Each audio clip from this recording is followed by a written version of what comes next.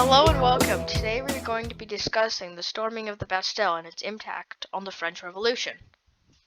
The storming of the Bastille was a horrific massacre that happened on July 14th, 1789, which set the French Revolution in motion. Let's first discuss what the Bastille was in the first place. The Bastille was a French fortress and prison built in 1370 and was commissioned by Charles V of France. Designed to protect the eastern entrance of the city of Paris, the massive stone fortress included many different defenses such as a 100-foot tall wall, 80 French soldiers, and 30 mercenaries. If you don't know, mercenaries are soldiers that participate in war simply for the money they get paid. Surrounded by a moat more than 80 feet wide, the Bastille dominated Paris. Now let's discuss what the Bastille was used for during the French Revolution. Although originally utilized as a fortress to protect the city, it eventually used as a state prison during the Revolution for political or wealthy figures. Cardinal de Richelieu was first to use the Bastille as a prison. It usually contained 40 prisoners per year, intended by lettre de cachette, from which there was no recourse. Under Louis XIV, the Bastille became a place of judicial detention in which the lieutenant de police could hold prisoners under the jurisdiction of Philip II, Duke of Orleans. People being tried by the Parliament were also held there. It contained many prisoners before the Revolution and during it, but only 7 contained by the time of the storming.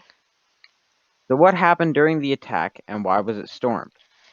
The Bastille was mysterious to the people in France, but they believed that there was a large quantities of arms and ammunition because it was heavily guarded, so they saw it as a threat.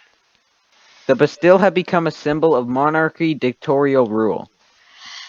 The medieval fortress was holding 7 prisoners during the attack, but the mob was not here for them.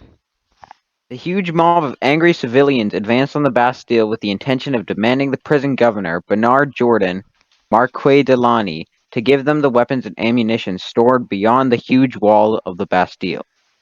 When the warden refused to comply, the mob became angered by Lani's reluctance. The people became angered and captured the fortress, beheading the governor of the prison in the process and parading it through the streets on a pike. This came to represent the end of the ancient regime. The Bastille was demolished shortly after the storming by the order of the revolutionary government. The following weeks consisted of taking down the Bastille brick by brick, and then some citizens sold the bricks to people as a souvenir of the great event. This event also gave birth to Bastille Day. So after all that, what was the significance of the end of Bastille, and what is Bastille Day? The storming marked the official start of French Revolution, in which the people of France overthrew the monarchy and started a republic based on liberty, equality, and fraternity. Also started Bastille Day, a celebration and remembrance of the day that the Bastille was stormed. It happens on July 14th, the day the Bastille was stormed.